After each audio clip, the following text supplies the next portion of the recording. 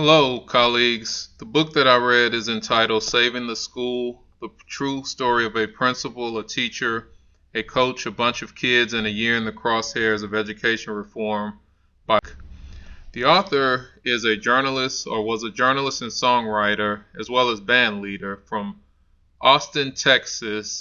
He formerly wrote for the New York Times and Houston Chronicle, and he published Saving the School in 2012, which chronicled the 2009-2010 school year at Reagan High School in East Austin, Texas. Unfortunately, earlier this year, Mr. Brick passed away having had cancer at the age of 41.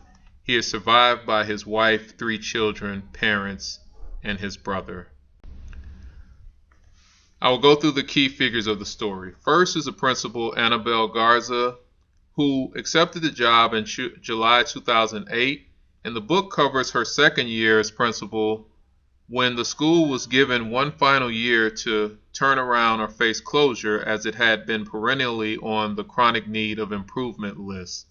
She was a woman of Hispanic descent from the border town of Brownsville, Texas, having come up the ranks through becoming a teacher and then an administrator. Another key figure was Candace Kaiser, another graduate of UT Austin, who was a passionate teacher and mentor, and who had a zeal and a zest for her education, and also was heavily involved in her church and missionary work in Kenya, East Africa. 2009-2010 was her fourth year at Reagan High School, and the book focuses on her efforts to help the students pass their state tests, the TAKS, which was the Texas Assessment of Knowledge and Skills. Her subject was science, and she enlisted the help of church members and volunteers to help support her efforts to help the students pass the test in science. And she also helped to raise money to bring several students on a missionary trip the following summer to Africa, and open her home to students and voluntary Bible study attendants.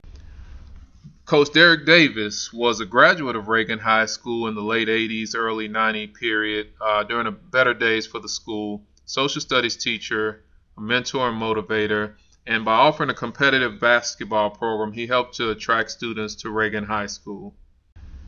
And then we'll look at 2 students. First, Jaquarius Daniels, who was a multi-sport athlete in basketball, football, popular student leader, who they would take to recruit 8th graders to Reagan. One of the go-to students when the principal sought leaders from the school and those who could recruit students to the school, and also someone that helped, from a student perspective, help the school discuss improvements. He received a football scholarship to Iowa State University. And then another student athlete was Ashley Brown, who was a track athlete, like Daniels, popular student and leader, who was one of the student faces of Reagan High School, and she received a track scholarship to Prairie View A&M University. Lastly, the superintendent, Dr. Maria Kostarfin, who was a constant figure within the text. She was Austin's independent school district superintendent during the year that the book was written, and so she was frequently in the text because of her meetings with Principal Garza, meetings with the community as they weighed the pros and cons of what to do about Reagan's constant chronic need for improvement. And actually, she's currently the Atlanta Public Schools superintendent where I teach. Okay, Reagan High School in 2009-2010. Principal Garza, again, had been given one more year to turn around the school because it was chronically on the needs of improvement list, and so it was threatened to be shut down by the state or possibly taken over to be run by private companies. Again, this is in the age of accountability with, they were right in the midst of No Child Left Behind. And so Reagan had a difficult time recruiting middle schoolers because of the reputation of the school. There had been a fatal stabbing in 2003, so it still carried the mar of that event. Also, the athletic program kind of drew students who were prone to athletics to some of the other schools in Austin. Also, East Austin was in flux demographically with an influx of Hispanic families and a outflux of black middle class families. And so in Texas, 33% of people speak another language at home versus 19% in the U.S.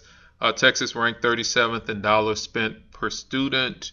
And between 2000 and 2010, the district had lost nearly 5,200 white students, lost 3,348 black students, and gained over 14,000 Latino students. 11,000 more students studied English as a second language. 17,000 more students qualified for free lunch. And so Texas, the state that Governor George W. Bush became president from, led the nation in accountability style reform. So even before now, No Child Left Behind, Texas led the nation in these type of accountability style reforms. And Reagan was one of 75 high schools on the unacceptable list in the state. At Reagan, 33% of students had limited English proficiency, 83% economically disadvantaged, 86.6% at risk. Then they were also competing with charter schools and voucher programs. And also in Texas, a state that is very football heavy, they had a poor football team, so that didn't help their cause with recruiting and maintaining good students. And then there was a racial dynamic that was alluded to but never fully materialized in the book. But there were no Hispanics on the football team, no blacks on the soccer team. So there was some racial tension, but again, it wasn't really formalized within the book. But what I wanted to do is look at some quotes from the book and just kind of discuss, what they said or meant. Page 57, having failed to spread resources around evenly, the U.S. Department of Education was spreading around the consequences of standardized tests instead. So just kind of looking at the equal opportunity test, but not as far as resources. And it was, I guess, kind of a dig at that whole culture of accountability. Speaking about Principal Garza, her audience, having engaged in and witnessed nearly daily fights between blacks and Latinos, some of which had escalated to mass brawls requiring the sort of makeup days other schools call only for blizzards, looked skeptical. So just kind of talking about when the principal came in 2008, that she came with her plans, but that people were somewhat leery. And again, they talk a little bit about the tension racially, but never really kind of get into it within the book. In 2009, Candace finished her third year at Reagan, the point when 25% of American teachers quit. Just talking about how overall teachers, the attrition rate is high within the first 5 years, and then at high risk schools is probably even greater. Page 113, there's no other way to describe what she intended to do, teaching to the test on an elaborate scale. Again, this is referring to Candace Kaiser, and because of the pressure that they were under, there was a heavy emphasis on teaching and preparation for the test, and it's just kind of showing what it was like within a high accountability state of things in 2009-10. 125, black flight wasn't much different from white flight. Families that could afford to move out of the city took their property tax dollars with them. Just showing the impact of families moving and how it impacts a school. East Austin was demographically changing. The racial and ethnic makeup of East Austin was changing, as well as the economic makeup. And though Austin, which has the University of Texas Austin, which is the flagship school and is a somewhat of a boon for technology and things of that nature, but in East Austin, it was a different Austin. And so that reflected in the school. And then lastly, in February, the district solicited proposals from independent contractors to manage Reagan High. Superintendent Christophin cast the idea as a last chance to maintain local control, declare victory, and get out before the state could issue a closure order. She called her plan the Turnaround Initiative. And again, this is something familiar to us in Atlanta Public Schools, because we're dealing with that now, that independent contractors have been brought in to manage a couple of elementary schools starting next year and some middle schools starting the following year. So just kind of showing the ebb and flow of how how districts are trying to navigate schools that don't perform as desired, just within the context of high stakes accountability and things of that nature. So I thought that was an interesting quote. I like some of the likes. I like the vignettes about the different characters and people in the school. I like how the author focused on the ins and outs of school life in an underperforming school. Things I'm very familiar with. People having to go to homes to pick up students to make sure they had the right testing numbers. Schools, seniors that when they passed all their classes but didn't pass the state exams, how some opted to go to private schools so that they could get their diploma, paying a private school so that didn't have to pass the state test in order to award diplomas, going that route if they finish all their class credits. Trying to track down students that started with in the ninth grade that count against one's graduation rate if you can't account for them, and so they had a special person that had to do that.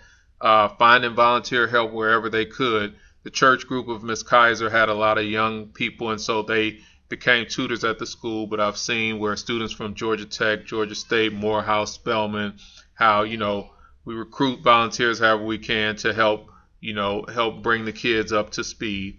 Reliance on the good kids. There's certain kids in all schools that administrators trot out for everything. So I just thought that was familiar. And then just dealing with being possibly repurposed, shut down, taken over, threats of privatization, and just all of those ins and outs of schools that are dealing with performance issues and just trying to how to negotiate and navigate that whole dynamic. I also like the journalistic style of writing. It was very reader friendly, and then just I like how it shows the positives that a good athletic program can do for school. Things I would have liked to have seen. The ending was kind of abrupt after they told what would happen with Reagan. I wish it kind of would have played up more of the racial and ethnic dynamics and how it impacted school life on a day-to-day basis. Also, how the impact of the trip to Africa affected students, because sometimes students from low-income environments may not see those who have a worse off situation than them, and just how that impacted them. And then as a special educator, maybe more on students with disabilities. Verdict.